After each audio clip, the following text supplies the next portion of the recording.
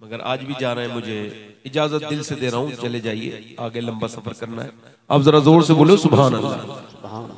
तो मेरी तकरीर समझ रहे हैं आप मैं क्या कह रहा हूँ?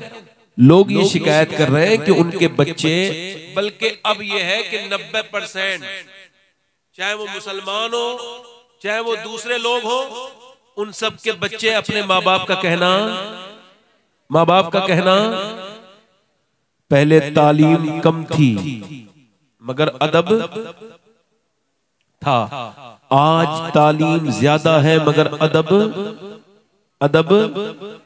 इधर देखो, मेरी तरफ तवज्जो करो, गौर से सुनते रहना। आखिर वजह क्या है जो बच्चा अपने माँ बाप की बात नहीं मान रहा? आखिर वजह क्या है कि एक बेटी को बचपन से सीने से लगा के पाला और पालते पालते जब वो जवान हुई तो जवान हो करके उसने माँ बाप की नाक कटा दी। आखिर बात क्या है? ठीक कहाँ चले हैं बेटा? बैठ जाओ, बैठ के सुनो।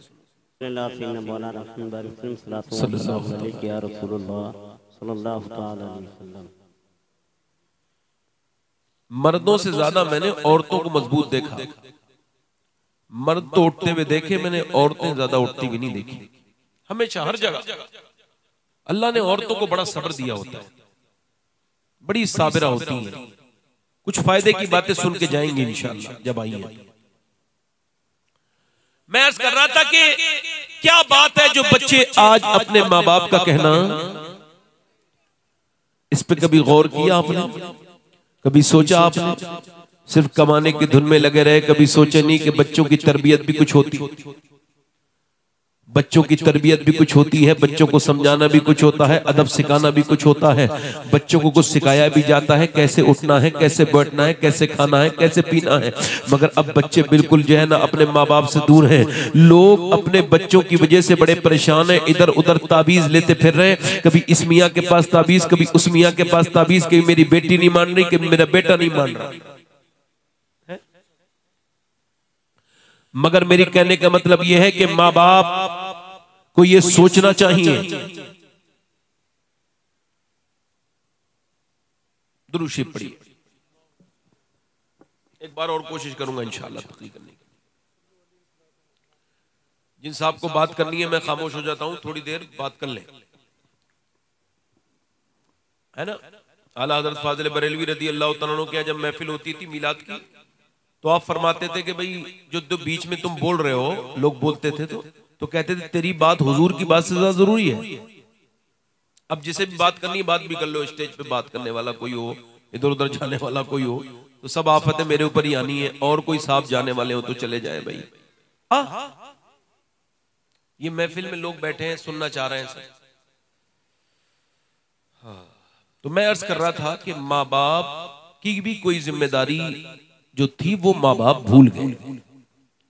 उन्होंने ये समझा बेहतरीन घर बनाना ये बच्चों की खिदमत है, अच्छे से पैसे जमा कर देना ये बच्चों की खिदमत है, अपने आप दिन रात इधर उधर थक के हार के सब कुछ करके बच्चों के लिए पैसा जमा करना ये बच्चों का मुस्तकबिल है। नहीं नहीं नहीं नहीं, बच्चों का मुस्तकबिल दौलत जमा करना नहीं था, बच्चों का मुस्तकबिल था उनको बुराइयों से बचाना, उनको जहन्नम की आग से बचाना, उनके ईमान की हिफाजत करना ये जरूरी था। इकबाल कहता है कि लोग उससे कहते हैं कि हुसैन ने करबला के मैदान में हक अदा कर दिया, करबला के मैदान में हुसैन ने चढ़ के पर कुरान पढ़ दिया। सर कटने के बाद भी जब हुसैन का सर से कुरान की आवाज आई तो लोगों ने कहा कि हुसैन ने हक अदा कर दिया। तो इकबाल ने कहा मैंने उनसे ये कहा कि ये बात अधूरी है, पूरी बात नहीं है। करबला पूरी करबला से शुरू नहीं होती, करबला तो पूरी मदीने से शुरू होती है कि पहले मदीने में अली ने बाप होने का हक अदा किया और फातिमा ने माँ होने का हक अदा किया, फिर हुसैन ने जो है वो बेटा होने का हक अदा किया। वाह वाह वाह, सुभान अल्लाह, बेशक बहुत उम्दा, क्या बात। यानी इसका मतलब क्या है कि आखिर क्या बात है, न बेटे बात मानता न बेटी बात मानती, न मियाँ हालात ठीक होते चले न हालात ठीक होते हैं, बल्कि बिगड़ते और बिगड़ते चले जा रहे हैं। अगर कुछ यहाँ पे ऐसे लोग हैं जो बाप हैं, कुछ ऐसे हैं इंशाअल्लाह जो आगे चल के बाप बनेंगे, मुस्तकबिल में फ्यूचर में अल्लाह उनको औलाद देगा। अब औलाद में कुछ मेरी बहनें बैठी हैं, पालना कैसे समझना, यही मेरी तकरीर का आज का उन्वान है। हजरत सैयदना फुज़ैल बिन इयाज़ घोड़े पे निकल के जा रहे हैं, घोड़े पे चलते चलते उनका घोड़ा बिदकने लगा। बिदकना समझते हैं आप, घोड़ा जब आउट ऑफ कंट्रोल हो जाए उसको बिदकना कहते हैं। घोड़ा बिदका, आपने घोड़े को छोड़ दिया और उसके बाद आपने मुसल्ला बिछा के मुसल्ले पे रोना शुरू कर दिया। जब आप बहुत ज्यादा रो के उठे तो घोड़े पे बैठ के चल दिए, घोड़ा ठीक हो गया। लोगों ने पूछा हुजूर घोड़ा बिदक रहा था तो घास दिखानी चाहिए थी, पानी पिलाना चाहिए था, आपने ये उसके लिए आपने मुसल्ला क्यों बिछाया? तो आप फरमाने लगे मुझे हुजूर की हदीस याद आ गई कि जब बंदा अपने मालिक का कहना नहीं मानता, अल्लाह का कहना नहीं मानता, तो फिर उसके नीचे वाले भी उसका कहना नहीं मानते। मैं समझ गया कि मेरा अल्लाह मुझसे नाराज हो गया था, तो मेरा घोड़ा भी मेरा कहना नहीं मान रहा। मैंने सोचा घोड़े को क्या मनाना है, मनाना है तो अपने परवरदिगार को मनाना है। मैंने अपने रब को मना लिया। इसका मतलब यह है कि जिनके बच्चे उनका कहना नहीं मान रहे, जिनकी बीबियां उनका कहना नहीं मान रही है, वो झगड़े नहीं मियाँ के पास तावीज के लिए न जाएं, बल्कि वो अपनी अल्लाह की बारगाह में जाएं, मस्जिद में जाएं, सर झुकाएं और उसके सामने रो के कहें मालिक ऐसी कौन सी खता हो गई जो आज मेरी औलाद भी मेरा कहना नहीं मान रही है। ए मेरे रब मुझे माफ कर दे।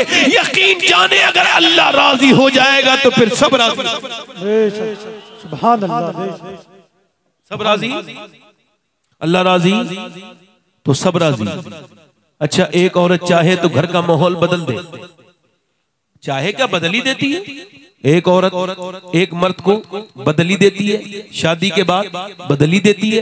एक औरत अपने आदमी को लेके गोंडा के बाजार में या कर्नेलगंज में है, अब पीछे पीछे आदमी है, आगे आगे ये खुद है, ये आगे आगे है, पीछे बेचारा वो मजलूम आदमी हाथ में बच्चा लेके चल रहा है, ये आगे आगे चल रही है मोहतरमा। एक दुकान, दूसरी दुकान, तीसरी दुकान, सारा कुछ करके घर को लौट आई। शाम को इनकी पड़ोसन बोली कि तेरे आदमी को मैं जानती हूँ, वो कभी अपनी माँ के साथ नहीं गया बाजार, वो अपनी बहन के साथ कभी बाजार नहीं गया, उनके साथ कभी, मगर तेरे कहने पे जाता है। कहा तुम मुझे ताना दे रही हो? कहा ताना नहीं दे रही हूँ, तुझे समझा रही हूँ।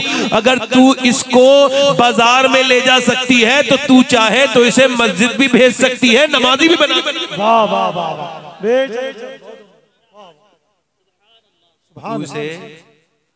तू इसे नमाजी भी बना सकती, तू इसे नमाजी भी बना सकती है। अब जैसे आदमी कहना नहीं मान रहा है, झगड़े हो रहे हैं आपस में, तो कहाँ जा रही हैं? किसी मियाँ के पास तावीज़ लेने के लिए जा रही है कि मियाँ साहब कोई ऐसा तावीज़ दे दो कि मेरा आदमी मेरी मुट्ठी में आ जाए। तो वो भी झूठा बैठा है अपना काम धंधा लिए हुए, वो भी मना क्यों करेगा? वो कह रहा है बिल्कुल ऐसा तावीज़ है, इतने 1000 रुपए लगेंगे।